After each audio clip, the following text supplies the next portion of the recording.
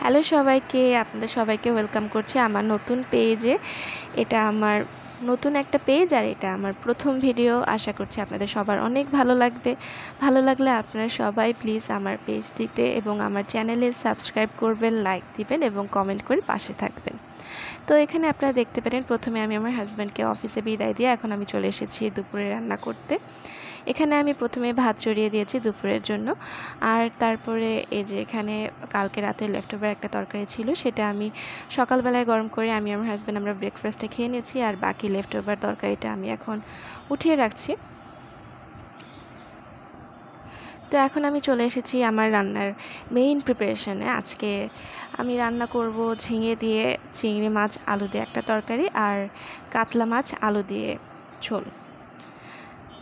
আমার হাজব্যান্ড এই যে ঝিঙেগুলো নিয়ে এসছে, সে ঝিঙে কিনতে পারে না। তাকে বাজারে গেলে দোকানদাররা যা ধরে দেয় সে তাই খুশি মনে ব্যাগ ভর্তি করে নিয়ে চলে আসে। সে যে এখানে ঝিঙেটা নিয়ে এসেছিলো সেটা বেশ পুরনোই ছিল আমার কাছে মনে হচ্ছে, কারণ এটা যখন আমি কাটার সময় আমার ভালোই বেগ পেতে হয়েছে। আমার কাছে মনে হয় যে কোনো সবজি সেটা যদি কচি হয় বা যদি ফ্রেশ হয় সেক্ষেত্রে সেটা কাটতে অনেক ইজি হয়, প্লাস খেতে অনেক বেশি টেস্টি হয়। কিন্তু পুরনো হয়ে গেলে এই যে আপনি দেখতে পাচ্ছেন যে আমার কাটতে প্রচুর কষ্ট হয়েছে এই জায়গায় এই সবজি। আমি আরেকটা জিনিস জানতাম না ঝিঙের বিষয়ে, যে কিছু কিছু ঝিঙে খেতে তিতো হয়। তো এটা কাটার সময় কিছুটা চেক করে নিতে হয় যে এটা তিতো কিনা, কারণ যদি সেটা তিতো হয় সেক্ষেত্রে পুরোটাই ফেলে দিতে হয়। ফেলে দেওয়া ছাড়া কোনো উপায় থাকে না, কারণ আদারওয়াইজ ফেলে না দিলে পুরো তরকারিটা তিতো হয়ে যাবে। এটা আমি জানতাম না, কারণ আমার বিয়ের পরে একদিন আমি ঝিঙে রান্না করতে গিয়ে এই জিনিসটা আমি ফেস করি। আমি আনফর্চুনেটলি সেই দিন যে ঝিঙেগুলো রান্না করেছিলাম পুরোটাই আমার ফেলে দিতে হয়েছে, কারণ পুরো তরকারিটাই একেবারে মুখে নেওয়া যাচ্ছিল না, একদম তিতো হয়ে গিয়েছিল। তো এখানে দেখতে পাচ্ছেন যে আমি আমার ঝিঙেগুলো সবগুলো ছিলে পিস করে কেটে রেখে দিয়েছি পাশের বাটিতে।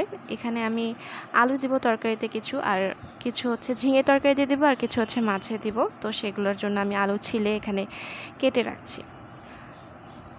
আপনারা কে কোথা থেকে আমার এই ভিডিওটি দেখছেন আপনারা আমাকে প্লিজ কমেন্ট করে জানাবেন। এখানে আমি পেঁয়াজ কেটে রাখছি তরকারির জন্য।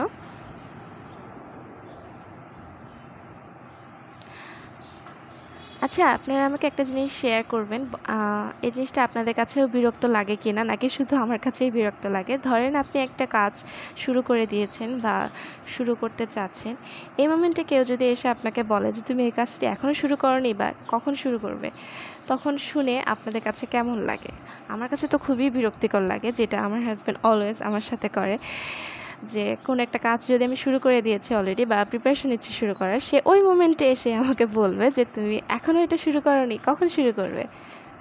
আপনারা আমাকে কমেন্টে জানাবেন যে আপনাদের কাছে কেমন লাগে এই বিষয়টা। তো এখানে আস্তে আস্তে আমি আমার সেই ঝিঙে রান্নার জন্য চিংড়ি মাছ এবং মশলা দিয়ে আমি কিছুক্ষণ কষিয়ে নিচ্ছি। আর তারপরে বাহিরে হঠাৎ বৃষ্টি আসার কারণে কাপড়গুলো আমি নিয়ে এসেছি ঘরের মধ্যে, কারণ বাহিরে কিছুক্ষণ পরপর বৃষ্টি হচ্ছে যার কারণে কাপড় শুকাচ্ছে না, যার কারণে ঘরে নিয়ে এসে আমি কিছুটা কাপড় মেলে দিয়েছি। তারপর আমি চলে এসেছি রান্নাঘরে। আবার এখানে আমি যে মাছটা রান্না করব লবণ হলুদ দিয়ে মেখে রেখেছিলাম সেটাই আমি ভেজে নিচ্ছি। আর আমি মাছ সবসময় স্লো কুক করতেই পছন্দ করি, কারণ তাতে আমার মনে হয় যে মাছটা পুরোপুরিভাবে সেদ্ধ হয় আর সুন্দর মতোভাবে কুকড হয়। আমি অনেক এলাকায় দেখেছি যে অনেকে আছেন আপুরা, আপনারা কাঁচা মাছ কষিয়ে রান্না করেন। আমি কখনো যদিও ট্রাই করিনি। আপনারা আমাকে জানাবেন যে কীভাবে রান্না করলে মাছের টেস্ট বেশি হয়, ভেজে রান্না করলে নাকি কাঁচা মাছ কষিয়ে রান্না করলে। তো এই যে এখানে আমার ঝিঙে তরকারি চিংড়ি মাছ আলু দিয়ে হয়ে গেছে। এখন আমি এখানে তেল দিয়ে নিচ্ছি মাছ রান্না করার জন্য। এখানে আমি পেঁয়াজ রসুন পেস্ট দিয়ে দিচ্ছি। দেওয়ার পরে আমি এখানে হলুদ দিয়ে নিলাম। তারপর আমি এখানে একটা মশলার পেস্ট তৈরি করে নিব। এখানে আমি মরিচের গুঁড়ো দিচ্ছি, সামান্য পরিমাণে জিরা গুঁড়ো, ধনিয়া গুঁড়ো দিয়ে পানিতে মিক্স করে আমি তরকারির মধ্যে দিয়ে দিলাম এবং এটা আমি কিছুক্ষণ কষিয়ে নিব। এখন আমি বাকি যে ময়লা থালা বাসন জমা হয়ে গিয়েছিল সেগুলো ধুয়ে রাখছি। আমার কাছে এগুলো মনে হয় রান্নার সাথে সাথে ধুয়ে রাখলেই অনেক ইজি হয়। সেই সাথে সাথে পাশে যে মাছ ভেজে রেখেছিলাম আমি সেটাই আমি ঝোলের মধ্যে দিয়ে দিয়েছি। এখন আমি চলে এসেছি আমার রুমে। এখন রুমটা আমি গুছিয়ে নিলাম। এখন আমি আমার যে দুপুরের লাঞ্চ সেটা আমি প্রিপেয়ার করে নিয়েছি। দুপুরে লাঞ্চ শেষ করে আমি এখন চলে যাব আমার বাবার বাসায়। সেখানে গিয়ে কি করলাম জানতে হলে দেখবেন আমার নেক্সট ভিডিওটি। তো এই ছিল আমার আজকের ভিডিও। যদি আপনাদের ভালো লেগে থাকে তাহলে প্লিজ আমার চ্যানেলটি সাবস্ক্রাইব করবেন, পেজটিতে ফলো দিয়ে পাশে থাকবেন।